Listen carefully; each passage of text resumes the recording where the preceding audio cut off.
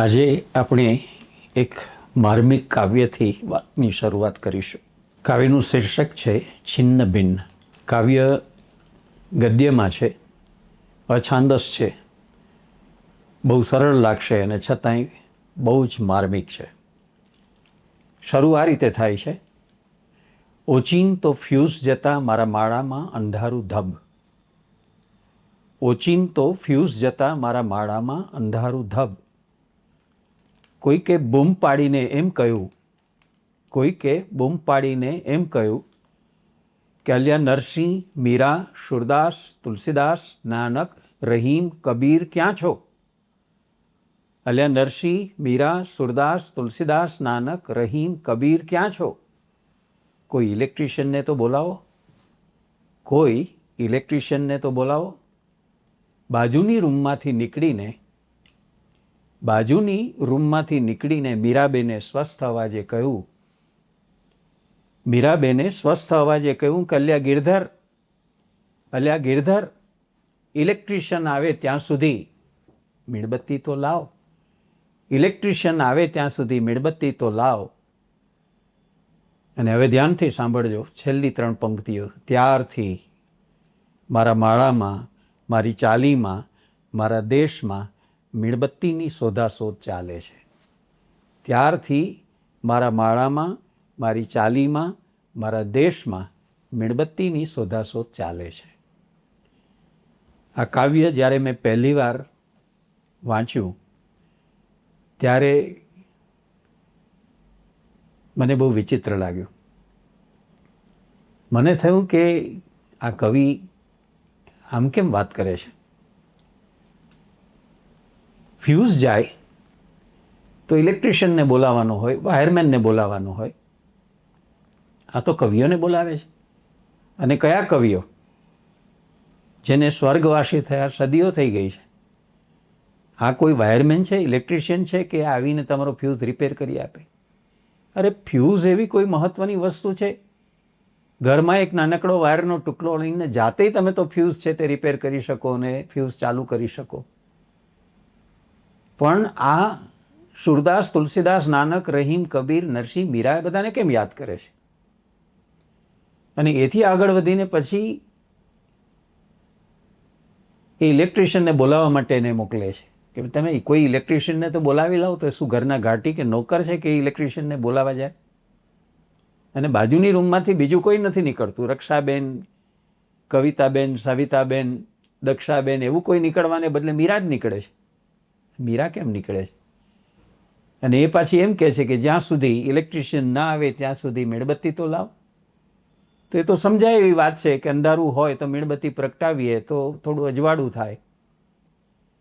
પણ પછીની છેલ્લી 3 પંક્તિમાં કવિ જે રીતે વાત કરે છે તે બહુ જ વિચારપ્રેરક છે. અને કહે છે કે મારા માળામાં, મારી ચાલીમાં અને મારા દેશમાં મીણબત્તીની શોધાશોધ ચાલે છે. તો શું મીણબત્તી એવો દુર્લભ પદાર્થ છે કે બજારમાં ક્યાંય મળે નહીં? એના માળામાં ના મળે સમજી શકાય, પણ એની ચાલીમાં, એના દેશમાં મીણબત્તી મળે ને એવો કોઈ દુર્લભ પદાર્થ છે મીણબત્તી? અરે ઘરમાં થોડા ખાખા ખોડા કરીએ તો પણ મીણબત્તીનો ટુકડો આપણા હાથમાં આવે ને છતાં કવિ આવું કેમ કહે છે? અને પાછું કાવ્યનું શીર્ષક આપ્યું છે છિન્ન ભિન્ન. તો આ બધી કડીઓ જ્યારે બહુ વિચારીને આપણે સાંકળીએ ત્યારે આપણને ખ્યાલ આવે છે કે કવિ કંઈક ઊંડી વાત કરવા માગે છે. આમ પણ આપણે જાણીએ છીએ કે કવિતા શોભાવોક્તિ નથી, કવિતા વક્રોક્તિ છે. જે વાત કરવી હોય તેને સંતાડે, સંગોપે, એની જગ્યાએ બીજી કોઈ ભળતી મળતી એના જેવી જ વાત છે તે પ્રસ્તુત કરે અને આડકતરી રીતે એ પોતાને જે વાત કરવી છે તે આપણને સંપ્રેષિત કરે. તો આ કવિ એવી કઈ ઊંડી કે કઈ મહત્વની વાત આના દ્વારા કહેવા માગે છે? જ્યારે વિચાર કરીએ છીએ ત્યારે આપણને ખ્યાલ આવે છે કે અહીંયા જે ફ્યુઝ ગયો છે તે આપણા પાવર હાઉસમાંથી જે સપ્લાય થતી વિદ્યુત શક્તિ છે તેના ફ્યુઝની વાત નથી. એવો કોઈ ફ્યુઝ ગયો હોત તો ઇલેક્ટ્રિશિયન કે વાયરમેનની જરૂર પડત અને કદાચ આપણે પોતે પણ વાયરનો ટુકડો બાંધીને ફરી પાછો ફ્યુઝ જોડીને આપણી જે પાવરની શક્તિ છે જોડી શક્યા હોત. પણ અહીં તો ખુદ જીવનનો પોતાનો ફ્યુઝ ઉડી ગયો છે. કદાચ કવિ એમ સૂચવવા માગે છે કે જીવન છે પણ ચૈતન્ય ક્યાં છે? જીવનમાંથી ચૈતન્ય ચાલ્યું ગયું છે. મધુવન હોય પણ માધવ ન હોય, જીવન હોય પણ ચૈતન્ય ન હોય, એ પરિસ્થિતિ તો કેટલી ગંભીર ગણાવી જોઈએ. તો જ્યારે જીવનમાંથી ચૈતન્ય ચાલ્યું જાય ત્યારે એ ચૈતન્ય પાછું કોણ પ્રગટાવી શકે? અને એટલા માટે કોઈ સામાન્ય વ્યક્તિને બોલાવાને બદલે એ નરસિંહ, મીરા, સુરદાસ, તુલસીદાસ, નાનક, રહીમ, કબીર એને યાદ કરે છે. એને ખબર છે કે આ લોકો નથી, પણ આ કોણ છે? આ કોઈ વાયરમેન કે ઇલેક્ટ્રિશિયન નથી, કે ઘરના ઘાટી કે નોકર ચાકર નથી, પણ આ જે છે તે લાઇટ હાઉસ છે. જેમ સમુદ્ર કિનારે રહેલું લાઇટ હાઉસ દીવાદાંડી દૂર દૂરથી આવતી સ્ટીમરો, વહાણો એનું દિશા દર્શન કરે છે, તેમ જ્યારે જ્યારે પણ આવા અંધાપાના યુગ આવે છે જીવનમાં, જ્યારે જ્યારે આવી પરિસ્થિતિઓ આવે છે, ત્યારે એને પ્રકાશ પૂરું પાડવાનું, એને માર્ગદર્શન આપવાનું, એને ઉજાળવાનું કામ જે છે તે કરનારા આ ચિરંતન જ્યોતિ સ્તંભો છે. સાચા અર્થમાં લાઇટ હાઉસ છે, અને માટે આ લોકોને બોલાવે છે. નરસિંહ, મીરા, સુરદાસ, તુલસીદાસ, નાનક, રહીમ અને કબીર. તો એક એવો સમયગાળો આપણા દેશમાં આપણી પ્રજા ઉપર આવી ગયો હતો કે વિદેશીઓ અને વિધર્મીઓ કેટલાય આતતાઈઓ આવીને આપણી ઉપર ખૂબ આતંક ફેલાવ્યો હતો, અને આપણી પોતાની સભ્યતા, આપણી સંસ્કૃતિ, આપણું જ્ઞાન, વિજ્ઞાન, આપણું શિક્ષણ એ બધાને નષ્ટ ભ્રષ્ટ કરવાના પ્રયત્નો એમણે કર્યા હતા. અને ત્યારે આપણી ચેતનાની વાટ બુઝાઈ ન જાય, એની ઉપર મેસ ન લાગી જાય, એને માટે થઈને આ લોકોએ જે મહત્ત્વનું કામ કર્યું છે. એ વખતે શાળાઓ નહોતી, મહાશાળાઓ નહોતી, વિદ્યાપીઠો અને યુનિવર્સિટીઓ નહોતી, ત્યારે લોકોની રુચિને ઘડવાનું, સંસ્કારવાનું અને લોકોના ચૈતન્યને સજગ રાખવાનું કામ જો કોઈએ કર્યું હોય તો આ આચાર્યો અને આ સંત કવિઓએ કર્યું છે. દુનિયા આખીને માટે થઈને મધ્યયુગ છે તે અંધકાર યુગ હશે, પણ આપણા દેશની અંદર છે તે અંધકાર યુગ હતો નહીં. દેશના ખૂણે ખૂણેથી આ પ્રકારના સંત ભક્ત કવિઓ નીકળ્યા અને આચાર્યો થયા.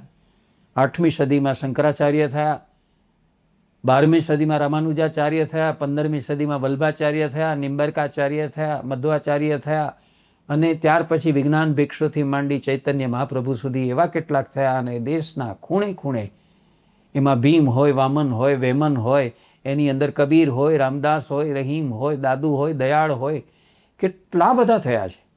તો એ બધાએ આ એક મહત્ત્વનું કામ કર્યું છે કે જેને કારણે આપણી પોતાની ચેતનાની વાટ છે તે સજગ રહી છે. નથી આપણી પ્રજા ભાંગી, નથી તૂટી, નથી વિખરાઈ, અને આપણો દેશ છે તે અકબંધ રહી શક્યો છે. મોટાભાગે દક્ષિણમાંથી આવેલા આચાર્યોએ આખા દેશમાં ફર્યા છે. વલ્ભાચાર્યએ 84 જગ્યાએ ભાગવત સપ્તાહની બેઠકો કરી, જ્યાં 84 બેઠકો છે આજે. અને દક્ષિણમાં જન્મેલા શંકરાચાર્ય છે તે ઉત્તરના આ સેતુ હિમાલયમાં જઈને પોતાની સમાધિ લે છે. તો એને જોડવાનું કામ કર્યું છે. ને મીરા એટલા માટે આવે છે કાવ્યની અંદર કે એ પ્રતિબદ્ધ છે, એણે કંઠી બાંધેલી છે, મેરે તો ગિરધર ગોપાલ દૂસરો ન કોઈ. એને ખબર છે કે હું બોલાવું અને કૃષ્ણ ન આવે એ સંભવિત જ નથી. એટલી ઊંડી પ્રતીતિ છે એને. અને એટલે જ એ કહે છે કે જ્યાં સુધી ઇલેક્ટ્રિશિયન એટલે આ પ્રકારના કોઈ આચાર્યો કે આ પ્રકારના કોઈ જ્યોતિર્ધરો આપણી વચ્ચે ના આવે ત્યાં સુધી મીણબત્તી લાવો. તો આ મીણબત્તી પ્રતીક બનીને આવે છે. અને એ મીણબત્તી શાનું પ્રતીક છે? આપણે આપણા જીવનમાંથી ગુમાવી દીધેલા આદર્શો, આચારો, મૂલ્યો અને પરંપરાઓ એ આપણે ગુમાવી બેઠા છીએ, અને આપણને એ બધું નવું પેદા કરતા આવડતું નથી. નવા મૂલ્યો, નવા આચારો, નવા આદર્શો અને નવી પરંપરાઓ કેવી રીતે સર્જવી એ આપણને ખ્યાલ નથી, ને એને પરિણામે આપણે આમ બાઘા બાઘા થઈને ફર્યા કરીએ છીએ. તો એવી સ્થિતિમાં કવિએ લાચાર થઈને કહેવું પડ્યું છે કે મારી ચાલીમાં, મારામાં, મારી ચાલીમાં અને મારા દેશમાં મીણબત્તીની શોધાશોધ ચાલી રહી છે. પણ છિન્ન ભિન્ન એવું શીર્ષક આપ્યું. તેનો અર્થ જે છે કે છિન્ન ભિન્ન એટલે વેર વિખેર, અસ્ત વ્યસ્ત. અંગ્રેજીમાં જે કહીએ તો બધું ટોપસી ટર્વી થઈ જાય છે, તેની આ વાત છે. જીવનનું વસ્ત્ર તાર તાર થઈને ફાટીને ગાભા જેવું થઈ ગયું છે. એને ફરીથી બખિયા ભરીને કોણ અખંડ બનાવી આપશે? અને એટલે પેલો ફિલ્મી ગીત કવિ ગાતો હતો કે બડી દેર ભઈ નંદલાલા, તેરી રાહ દેખે બ્રિજબાલા. તે પોતે સ્વમુખે એ પ્રકારની હૈયાધારણ આપી હતી કે જ્યારે જ્યારે ધર્મની ગ્લાનિ થશે, અધર્મનો ઉદય થશે, મૂલ્યોનો હ્રાસ થશે, ત્યારે સજ્જનોના સુખને માટે થઈને, એના સંરક્ષણ માટે થઈને, ધર્મની પુનઃસંસ્થાપના માટે થઈને હું અવતાર ધારણ કરીને આવીશ. તો તું હવે કેમ મોડું કરી રહ્યો છે? તો એવી સ્થિતિમાં આપણે સમજવાનું એ છે કે કવિ ભલે કહેતો હોય કે મીણબત્તી મળી નથી, પણ આપણને મીણબત્તી મળી ચૂકી છે. અને એ મીણબત્તી એટલે હું અને તમે. એક મીણબત્તીમાંથી હજારો મીણબત્તીઓ આપણે પ્રગટાવી શકીએ. એ જેમ પ્રકાશનો અને તેજનો ધર્મ છે, તેમ આપણે પણ એવી અર્ચિસ્મતી જ્યોત છીએ કે અનંત જ્યોતિઓ આપણે એની અંદરથી પ્રગટ કરી શકીએ એમ છીએ. તો આવી અનંત જ્યોતિ પ્રગટ કરવાનું કામ આપણે કરવું એ આપણો વિધાયક દ્રષ્ટિકોણ હોઈ શકે, અને એવા વિધાયક દ્રષ્ટિકોણ માટે સૌને નિમંત્રણ છે.